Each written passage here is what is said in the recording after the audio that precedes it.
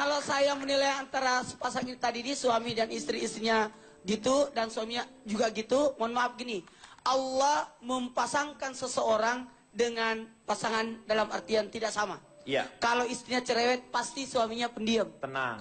Tenang. Kalau suaminya cerewet pasti istrinya yang pendiam. Mohon maaf. Ya. Sebaiknya yang suami istri mending satu meja deh, Pak. Hah? Dewi Gita dan Maulana.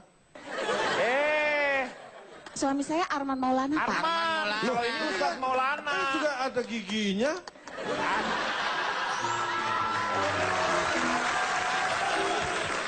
Ini memang saya juga nama saya kan Arman Maulana. Oh, Arman Maulana. Iya dong. Ada singkatannya berarti. Ada singkatannya. Apa itu? Anggota remaja masjid mau berkelana. Oh, keren. Keren. Mengenai satu hal yang berbeda, Kak. Kalau sekarang misalnya si istrinya ini bekerja juga berdua, tetapi si istri sekarang ternyata penghasilannya lebih besar daripada si suami. Ini kan pasti akan terjadi yang namanya permasalahan. Ini bagaimana caranya supaya si suami juga masih punya wibawa? Supaya apa itu, Pak? Kalau supayam saya pernah dengar. Supaya tuh Agar. bukan supaya agar. Oh. Gimana caranya supaya si suami juga tetap masih punya harga diri? Apakah memang si istri harus berhenti bekerja atau bagaimana? Anda punya masalah apa? Apa lu nunjuk-nunjuk apa? Ngomong. Nah, itu pertanyaan yang tepat karena banyak terjadi di Indonesia. Iya. Ya, tapi sebelumnya Ya, saya akan silakan. tidak menjawab itu. Ya. Saya akan memperkenalkan ini. Saya dari anggota keluarga urusin tetangga sebelah pagar. Disingkat apa tuh? Aku tegar. Wih. Banyak kasus atau banyak sebenarnya itu bukan masalah. Ketika sama-sama bekerja suami dan Bentar. istri. Hei, dengerin deh. Dengerin ini lagi ngomong. Tolong hargai ya. Malah Ini pacaran. Forum diskusi. Malah pacaran. Aduh.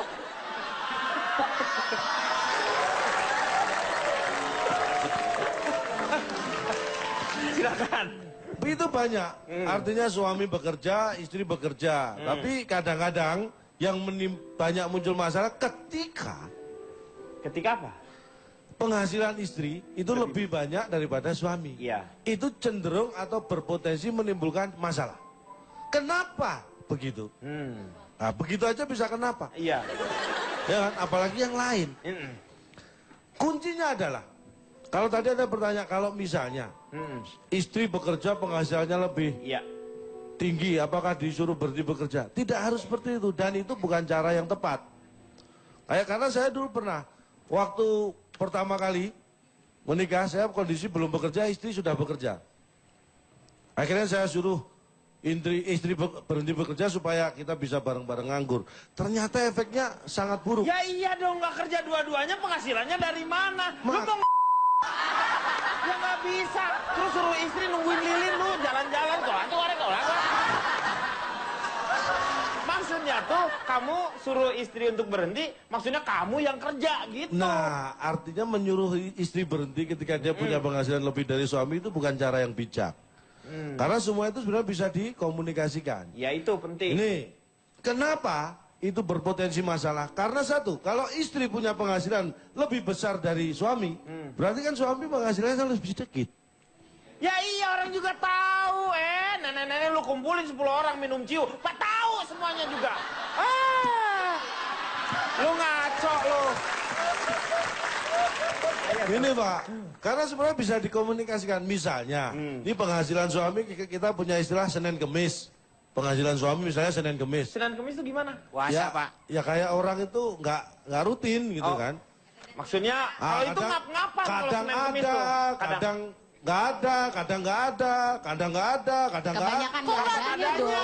Nah, tapi kan kadang walaupun sering. Tadi udah sepakat, yang kerjanya laki-laki katanya. Nah itu kalau dalam kondisi normal. Iya. Yang kita bicarakan kan ketika dua-duanya bekerja atau mungkin hanya istri yang bekerja, intinya istri lebih besar. Karena kenapa potensi masalah? Satu, bisa muncul ego dari istri. Ketika dia punya Karena ngerasa penghasilan dia punya penghasilan lebih besar. Betul. Kadang-kadang akhirnya cenderung kurang menghargai suami. Caranya supaya gimana? kalau hal seperti itu terjadi, supaya tidak berpotensi masalah, itu lebih pada peran perempuan sebenarnya. Kok perempuan? Gimana? Begini, Karena satu, muncul ego itu dari perempuan ketika kondisi seperti itu, sehingga membuat laki-laki rendah diri. Sebenarnya satu yang dilakukan, bersyukur. Itu dua-duanya harus bersyukur. Siapa? Terutama si istri. Iya. Istri tidak boleh egois dalam kondisi seperti itu dan harus bersyukur. Karena apa? Ketika istri bisa berprestasi seperti itu, dia harus sadar bahwa itu juga ada peran suami yang mendukung. Iya. Saya setuju tuh. Ketika istri itu pendapatannya lebih besar daripada suami, sebenarnya ada peran suami di situ karena istri tidak boleh bekerja tanpa restu dari suami. suami. Karena Betul. segala sesuatu yang dilakukan oleh istri tanggung jawab suami. Suami. Nah, si suami itu juga harus bersyukur sudah dibantu secara finansial di dunia Wah, ini. itu saja tentu sudah. Dan Udah, si sudah suami pun tentu harus itu. termotivasi biar dia juga lebih giat bekerjanya. Itu yang kedua, setelah dia bersyukur si istri, dia harus memberi dorongan dan bantuan pada suami untuk percaya diri, memberi motivasi, bukan Sepanjang merendah-rendahkan suami. sepanjang tanda kutip titik 2, Iya. sepanjang istri tidak melalaikan kewajibannya. Nah, berarti ada pengurusan kodrat yang harus ya, di- ada kodrat yang harus. Jangan Betul. sampai dia bekerja mulai siang sore malam tapi kewajiban yang paling utama yakni mengurus rumah tangga terabaikan, itu Nah. salah juga. Nah, ini. Terus saat yang terakhir yang dengan saya mohon pada kondisi seperti itu yang dilakukan istri adalah justru memuji suami. Itu yang jarang dilakukan. Ketika istri punya penghasilan lebih tinggi, cenderung tidak melakukan itu. Padahal itu yang diperlukan. Banggakanlah suami apapun yang terjadi. Kalau sedikit. tekanannya ada, ya. Buat wanita yang bekerja, yang lagi nonton acara ini, jadi pembelajaran besar buat kita. Orang bekerja itu kan dalam agama Islam disebut kasat usaha. Ada orang bekerja agar tidak mengemis, itu yang pertama. Menghindari untuk ketergantungan kepada orang lain, merepotkan orang lain. Dan yang kedua, ada orang mencari nafkah untuk memenuhi kebutuhannya. Dan mudah-mudahan kita bisa memenuhi yang ketiga ini.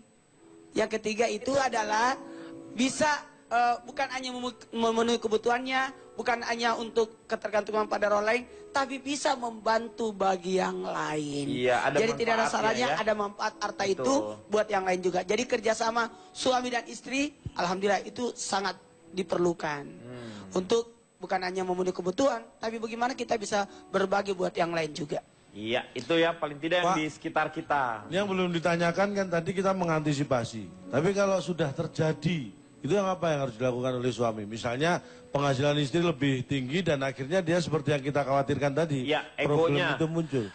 Kalau sudah terjadi permasalahan seperti itu, dikembalikan lagi dari tujuan pernikahan itu. Untuk apa sih tujuannya? Jadi untuk meraih kebahagiaan, bukan hanya kebahagiaan sesaat.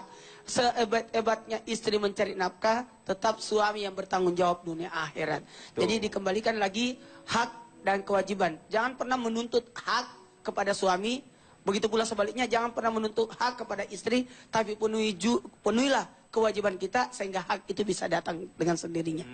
Itu jadinya. Apa? Kalau sebelum menikah suka ada kontrak-kontrak gitu, Pak. Nah, kalau Punya misalnya bapak, itu tuh, punya istri. sebelum menikah kan sudah ada perjanjian pranikah. Ada namanya perjanjian pranikah itu Itu boleh. diperbolehkan? Itu diperbolehkan supaya tidak terjadi sesuatu yang membahayakan dalam rumah tangga. Tapi ini nikah mau bisnis sih sebenarnya. Ya Nggak, karena gini. dengan seperti itu ada dengan ada perjanjian seperti itu, ada ketidakpercayaan, ada kecurigaan Iya. bahwa itu seolah-olah padahal sebenarnya harta itu semuanya kan yang dibicarakan Iya. di perjanjian itu adalah duniawi, Pak. Ya gini-gini. Bapak ini gimana sih? Nah, itu. Dan Wih, Pak Dhani marahin Ustaz. Ya gini-gini. Suami membeli rumah atas nama istri. Iya. Mobil semua yang tidak bergerak milik istri. Dan semua yang bergerak milik suami. Ah, gimana? Gimana Iya. nih, ini Tapi gimana nih? dipergunakan oleh istri gitu. Gini. Yang menghasilkan itu kayak perusahaan dan sebagainya, suami yang atur. Oh, yang bergerak yang itu bergerak. hartanya. Sesuatu harta yang tidak bergerak kayak rumah harus atas nama istri. Jadi kalau sesuatu terjadi dalam rumah tangga, bukan istri yang keluar dari rumah, tapi suami yang keluar Suami dari yang rumah. harus keluar, Karena iya. rumah itu harus atas nama istri. Makanya ketika terjadi permasalahan Betul. rumah tangga, tidak boleh istri keluar dari rumah. Nggak boleh. Kapan istri keluar dari rumah, berarti dia sudah melepaskan semua haknya. Jadi dia tidak bisa menuntut lagi. Ustadz, sebentar. Kalau suami yang semuanya atas nama suami itu gimana? Nggak boleh. Nggak boleh. Harus atas nama istri. Suami yang semua hartanya dia pegang, Arman, semua dengarkan, harta Arman. atas nama suami, itu pertanda suami tidak mempercayakan kepada istri. istrinya, Dan iya. dia seperti orang yang tidak memiliki istri. Iya, betul. Mana kepercayaannya? Iya betul. Sudah cukup Pak, sabar Pak. Jantungmu. Gini, konsepnya begini. Rumah atas nama istri, harta atas nama istri, semua atas nama istri. Ya. Pertanyaannya, suami miliknya apa? Suami miliknya istri. Istri Dalam juga. artian, semua masuk di lemari, semua masuk di lemari. Yang pegang kuncinya tetap suami. Suami. Oh, suami. Maka suami istri tidak boleh mengeluarkan sesuatu dari rumah tanpa Tanpa seizin seizin suami. Suaminya. Tidak boleh juga. Begitu. Itu kan kondisi normal kok. Ya memang harusnya kondisi normal. Nah kan tidak semua kondisi itu bisa berjalan dengan normal. Misalnya nih, kalau ada kondisi yang nggak normal, itu kan nggak normal. Iya, ini kan dalam kondisi yang normal yang seharusnya orang yang nggak normal harus mengarah kepada hal yang normal. Ini juga saya tidak menyangka dan tepat juga. Kadangkala ada suami yang menyerahkan uang kepada istri tapi dikembalikan lagi kepada suami karena ternyata istri tidak bisa mengatur keuangan rumah tangga. Oh, kecuali begitu, Kecuali kan itu terjadi seperti pengecualian. Nah, itu Oh, maksudnya. saya Karena pernah memang dong, ada juga Pak. istri yang boros. Saya pernah ngasih ke istri Ya. balikin lagi. Loh, Ya. kenapa? Uangnya palsu, Pak.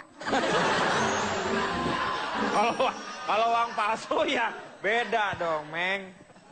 Jadi harusnya memberikan kepercayaan ini dalam keadaan yang normal. Normal, Karena betul. yang kita bicarakan ini adalah untuk kebanyakan orang yang berumah tangga. Berumah tangga, supaya betul. tidak salah. Jadi sebenarnya suami itu kalau terjadi apa-apa, yang pergi itu adalah suami. Suami bukan istri. Jangan istri. Kan? Karena, apalagi udah punya anak kan Iya. sebenarnya itu yang... Kalau suami yang pegang uang, istri nggak pegang uang, bisa jadi suami milik istri lagi. Artinya keuangannya ke sana. Tapi ketika istri yang pegang uang, aman, aman rumah tangga. Suami tidak bakal macam-macam. Ya, itu Pak, untuk menghindar ya, supaya tidak terjadi. Misalnya, terjadi sesuatu hal yang tidak diinginkan. Iya. Semua atas nama istri. Iya. Terus nanti ada divorce misalnya, cerai. Itu pembagian gini-gitunya gimana tuh? Bono gini, bono gini. Oh bukan Kalau gitu-gitu ya? istri yang atas nama istri, harta itu bisa turun ke anak. Iya. Tapi kalau betul. atas nama suami, Suami. belum tentu turun ke anaknya Ya. istri. Karena bisa jadi ke anak yang lain. Ya, bisa Makanya kebero. kalau keuangan itu atas nama istri, aman anak. Anaknya aman. Anaknya aman. Jadi iya. gitu, persoalan rumah tangga sebenarnya tidak usah terlalu, apalagi membicarakan tentang keuangan. Kita, mohon Tapi maaf, kalau misalnya kita dididik dengan keluarga yang agamis lah ya seperti aman itu, lah. insya Allah semuanya bisa berjalan sesuai Iya. karena ada sebuah kesepakatan. Karena suami dengan istri itu memiliki tanggung jawab masing-masing. Ya. Yang paling penting adalah komunikasi. Kalau misalnya tidak ada komunikasi, itu yang sebenarnya harus dipertanyakan. Ya.